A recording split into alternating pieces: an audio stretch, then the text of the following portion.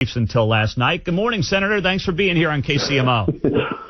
Yeah, Pete, good morning. Those Chiefs kind of lost their focus last night. They jumped out in front. They lost their focus. Maybe they were thinking about going out with Taylor Swift after the game. I don't know what happened. I don't know either. I mean, it really was a tightrope of a weekend between the Chiefs and then, of course, you guys avoiding that government shutdown at the last minute. So there was a lot going on, including the fact that at the end of last week, and we'll get into what happened over the weekend. But at the end of last week, it was so predictable. There was so much happening here in Kansas City.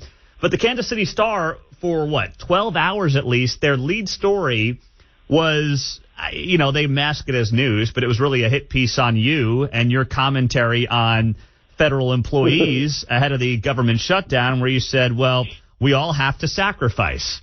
When you saw that headline from the Kansas City Star, what were you thinking after that conversation and the comments that you had given to them?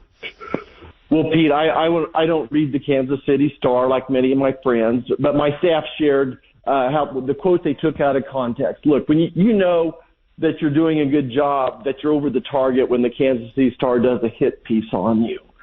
And here's the situation. In D.C., I'm walking the votes. There's 7 reporters, all of them asking different questions. And the Kansas City Star grabs one quote from all the things I said. But this is what I was trying to say, is that, look, I do have concern for the federal employees. I do appreciate the work that they're doing. But if you work for the federal government, you know that 1 out of 5 years, about every 5 years, you're going to have some type of a government shutdown, but you always get paid.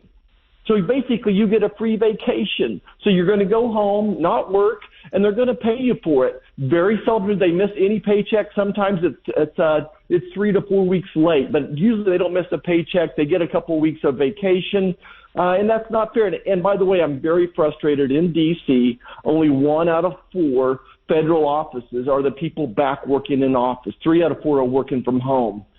And then I was starting to say, look, here's where the real sweat and tears is going on. Let's think about our union workers out there in Fairfax that are on strike right now. They're not going to get the back pay. They're suffering from Joe Biden's policies that because of electric cars, they're going to shut down that GM plant.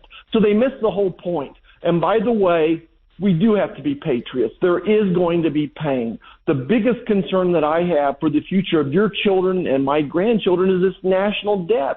And then as I listen to Kansans, their biggest concern right now, they're numb to inflation, but their biggest concern is this open southern border. Mm-hmm. So when this legislation, when we do the same thing over and over, when we have another stopgap measurement that doesn't take care of the border, of course, I'm just furious up here. Well, it's understandable. And, of course, over the weekend, the government shutdown was avoided. And all the drama was on the House side, of course, where Kevin McCarthy had to basically acquiesce to some Democrat demands because he had a handful of Republicans who were pushing back on him. And then the Senate passed it, 88-12 or something like that. So what do you make? I know you were on the Senate side, or are on the Senate side, of course, where there wasn't nearly as much drama. But you've been on the House side. You came from the 1st District in Kansas. So you know this process as well as anybody. What do you make of what took place over the weekend?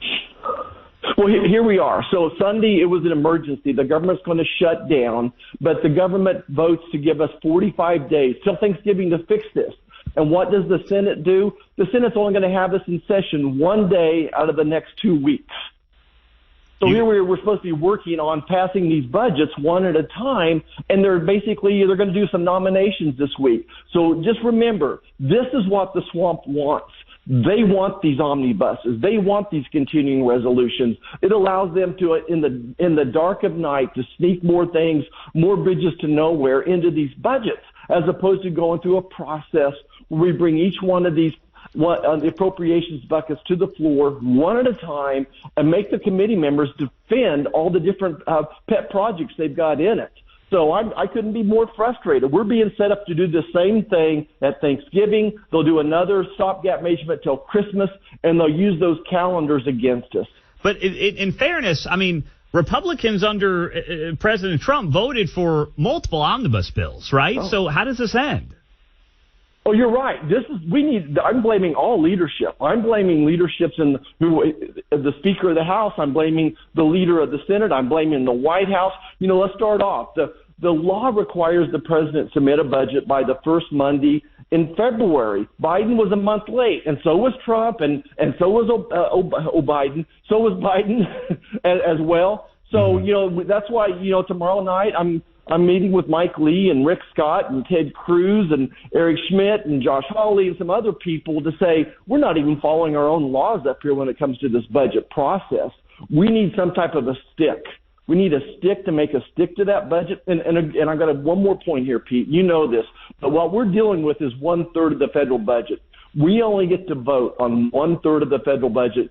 2/3 of the federal budget is on autopilot and occurs regardless of what we do. Someday we're going to have to address that again. The greatest long-term threat to our national security, to the future of your children and my grandchildren, is this $33 trillion national debt. We borrowed $700 billion. Excuse me, we paid interest of $700 billion this year. $700 billion of interest paid by the United States government this year.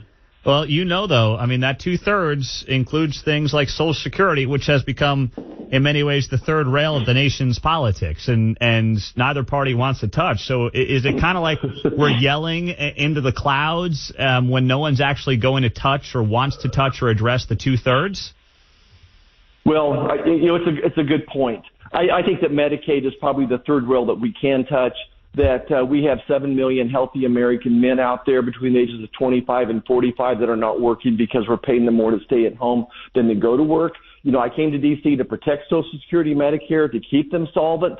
What we can't do is add more people at a younger age to Medicare. We can't, make it easier to get on Medicare, Social Security because of disabilities. There's some things we can do to make those better as well. And I'm going to go back to a strong economy. Mm-hmm. If you want me to save Medicare and Social Security, a strong economy is a rising tide that lifts all boats there as well. So I think we can work on that in it as well. But we need to do some drastic changes up here. There's no doubt. It'll probably take a second-term president that's willing to take on that particular challenge. Mm-hmm. That is true. Roger Marshall's on KCMO. So now this resolution that you are putting forward, declaring the southern border crisis an invasion. Yeah.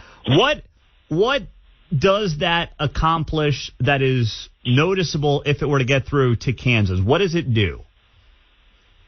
Well, it would allow Texas and Arizona governors to fight back and hopefully control their own border. So we have Joe Biden right now fighting against what Texas is trying to do. Let's take the buoys. I'm sure everyone's seen these pictures of these buoys out there in the Rio Grande River. And I've been down there. I've seen them myself, and they're somewhat effective. But it just feels like the federal government is tying the hands of Governor Abbott down there. So the Constitution says that if we declare this an invasion, it frees up those governors to basically do what they need to do to defend their own states as well. So if the White House isn't going to do their job, it frees up the governors to do their job. Boy, that's going to be a tough sell, I imagine, to a Chuck Schumer-led Senate. So what do you have to give up to get that to happen?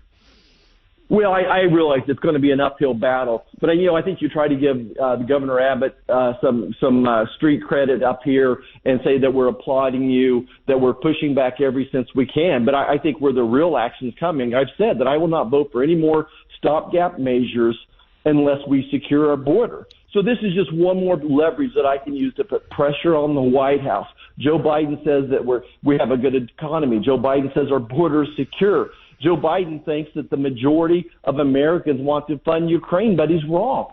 I spent the time on the telephone town halls the last 2 weeks. We've talked to literally, Pete, we've had 20,000 Kansans on these telephone town halls, and 75% of the people we surveyed do not want any more funding to Ukraine. So I think we got our priorities backwards up here. It's time that this White House recognize what the will of the people is.